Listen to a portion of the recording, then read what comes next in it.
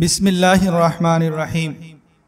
এই দুটি আয়াতে আল্লাহ রাব্বুল ইজ্জত যে বিষয়বস্তু তুলে ধরেছেন, এর প্রথম যে আয়াতটি অর্থাৎ 128 নং আয়াত, লাকাদ জাআকুম রাসূলুম মিন আনফুসিকুম আজিজুন আলাইহি মা আনিতুম হারিসুন আলাইকুম বিল মুমিনিনা রাউফুর রহিম। এই আয়াতটি সম্পর্ক হুজুর পাক সাল্লাল্লাহু আলাইহি ওয়াসাল্লামের জাতে আকদসের সাথে। আর দ্বিতীয় আয়াত 129 নং আয়াত, ফাইন তাওয়াল্লাউ ফাকুল হাসবিয়াল্লাহু লা ইলাহা ইল্লা হু আলাইহি তাওয়াক্কালতু ওয়া হুয়া রাব্বুল আরশিল আযীম। এই 129 নং আয়াতের সম্পর্ক আল্লাহ রাব্বুল ইজ্জতের সাথে। আর এই দুইটি আয়াতের সম্পর্ক বিশিষ্ট সাহাবী হযরত হুযায়মা বিন সাবিত রাদিয়াল্লাহু তাআলা আনহুর সাথেও আছে। প্রথমে জানা দরকার হযরত হুযায়মা রাদিয়াল্লাহু তাআলা আনহু কে। হযরত সাইয়েদনা হুযায়মা বিন সাবিত আনসারী রাদিয়াল্লাহু তাআলা আনহু সেই সৌভাগ্যবান সাহাবী যাকে আল্লাহ রাব্বুল আলামিন তিনটি স্পেশাল সম্মানে সম্মানিত করেছেন। প্রথম সম্মান হলো, একদিন হযরত হুযায়মা হুজুর সাল্লাল্লাহু আলাইহি ওয়াসাল্লামের দরবারে এসে আরজ করল, ইয়া রাসূলুল্লাহ, আমি একটি স্বপ্ন দেখেছি।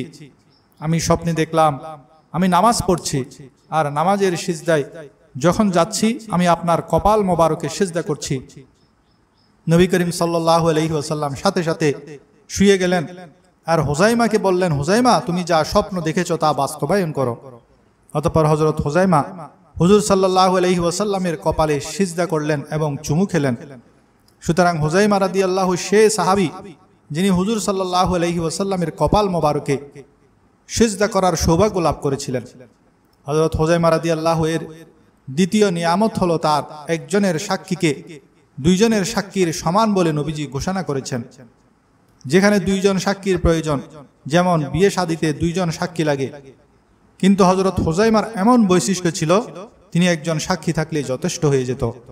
হযরত হুযায়মা রাদিয়াল্লাহু এর তৃতীয় সম্মান হলো যখন হযরত আবু বকর সিদ্দিক রাদিয়াল্লাহু তাআলা আনহু কোরআন সংকলনের সিদ্ধান্ত নিলেন, নিয়ম করলেন প্রত্যেক আয়াত বা নুসখার জন্য দুইজন সাহাবীর সাক্ষ্য লাগবে।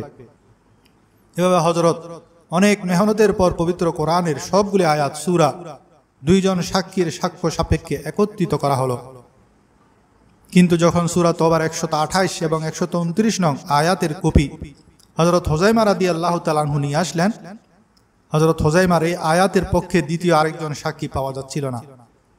তখন হযরত আবু বকর রাদিয়াল্লাহু তাআলা আনহু প্রিয় নবীর সে বাণী বয়ান করে বলেন, আমি আল্লাহ রাসূল সাল্লাল্লাহু আলাইহি ওয়াসাল্লামকে বলতে শুনেছি, হযরত হুযায়মা রাদিয়াল্লাহু যেখানে একা সাক্ষী দিবে তার সেই সাক্ষী দুইজনের সাক্ষীর বরাবর হবে। সুবহানাল্লাহ। অতএব সূরা তওবার 128 এবং 129 নং আয়াত সে দুটি আয়াত যা একমাত্র হযরত হুযায়মা রাদিয়াল্লাহু তাআলা আনহুর একক সাক্ষীর ভিত্তিতে সূরা তওবাতে শামিল করা হয়েছে। এখন আমি আপনাদেরকে এই দুইটি আয়াতের একটি আমল বলবো, আপনারা জিন্দেগিতে এই আমল ছাড়বেন না। হযরত আবু বকর মুজাহিদ রহমতুল্লাহ আলাইহি অনেক বড় ওলি এবং আলেম দ্বীন ছিলেন। তিনি হযরত জুনাইদ বগদাদী এবং হযরত শিবলি রহমতুল্লাহ আলাইহির যুগের ওলি ছিলেন। হযরত শিবলি রহমতুল্লাহ আলাইহি হলেন হযরত জুনাইদ বগদাদীর মুরিদ। একদিন হযরত শিবলি রহমতুল্লাহ আলাইহি হযরত আবু বকর মুজাহিদ রহমতুল্লাহ আলাইহির মসজিদে গেলেন নামাজ পড়তে। আবু বকর মুজাহিদ তখন হাদিসের দরস দিচ্ছিলেন, কিন্তু যখনই তিনি শিবলি রহমতুল্লাহ আলাইহিকে দেখলেন তিনি পাঠদান বন্ধ করে শিবলি রহমতুল্লাহ আলাইহির জন্য দাঁড়িয়ে গেলেন এবং হযরত শিবলিকে জড়িয়ে ধরলেন, তার কপালে চুমু খেলেন। এরপর আবু বকর আবার পাঠদান আরম্ভ করলেন আর শিবলি রহমতুল্লাহ আলাইহি নামাজে ব্যস্ত হয়ে গেলেন। এখন ছাত্ররা আবু বকরকে প্রশ্ন করলেন, শায়েখ, আপনি যখন কোরআন হাদিস পড়ান তখন যত বড় মাপের লোক আসুক না কেন তাকে আপনি গুরুত্ব দেন না, কিন্তু আজকে একজন সাধারণ দরবেশ এসেছে, তার সম্মানার্থে আপনি পাঠদান বন্ধ করে দাঁড়িয়ে গেলেন, কারণ কি? তখন আবু বকর মুজাহিদ রহমতুল্লাহ আলাইহি বললেন, আমি আজ সে কাজটি করেছি যে কাজটি কামলিওয়ালা নবী করেছেন। গত রাতে আমি স্বপ্নে দেখলাম কামলিওয়ালা নবীর মাহফিল চলছে। এমন মাহফিলে শিবলি যখন প্রবেশ করলো, আল্লাহ রাসূল সাল্লাল্লাহু আলাইহি ওয়াসাল্লাম সকলকে ছেড়ে শিবলিকে অভ্যর্থনা জানালেন, তার কপালে চুমু দিলেন। আমি সেই নবীর উম্মত হয়ে শিবলিকে অভ্যর্থনা না জানিয়ে কিভাবে বসে থাকব? আমি আল্লাহ রাসূল সাল্লাল্লাহু আলাইহি ওয়াসাল্লামকে প্রশ্ন করলাম, ইয়া রাসূলুল্লাহ, শিবলির প্রতি আপনি এত বড় এহসান কেন করলেন? তখন আল্লাহর প্রিয় হাবিব সাল্লাল্লাহু আলাইহি ওয়াসাল্লাম জবাব দিলেন, শিবলি যখনই নামাজ পড়ে, নামাজের পর সে পাঠ করে, লাকাদ জাআকুম রাসূলুম মিন আনফুসিকুম আজিজুন আলাইহি মা আনিতুম হারিসুন আলাইকুম বিল মুমিনিনা রাউফুর রহিম ওয়া ইন তাওয়াল্লাউ ফাকুল হাসবিয়াল্লাহু লা ইলাহা ইল্লা হু আলাইহি তাওয়াক্কালতু ওয়া হুয়া রাব্বুল আরশিল আযীম। এরপর সে 3 বার পাঠ করে সাল্লাল্লাহু আলাইকা ইয়া মুহাম্মদ। অতএব আপনিও প্রত্যেক ফরজ নামাজের পর সূরা তওবার 128 এবং 129 নং আয়াত পাঠ করবেন এবং 3 বার দরুদ শরীফ পড়বেন।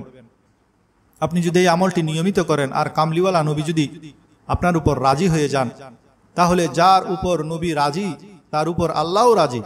ফলে আপনার আর কোনো পেরেশানি, কোনো সমস্যা, কোনো দুঃখ, কোনো অভাব, কোনো টেনশন, কোনো বিপদ কি আর বাকি থাকবে?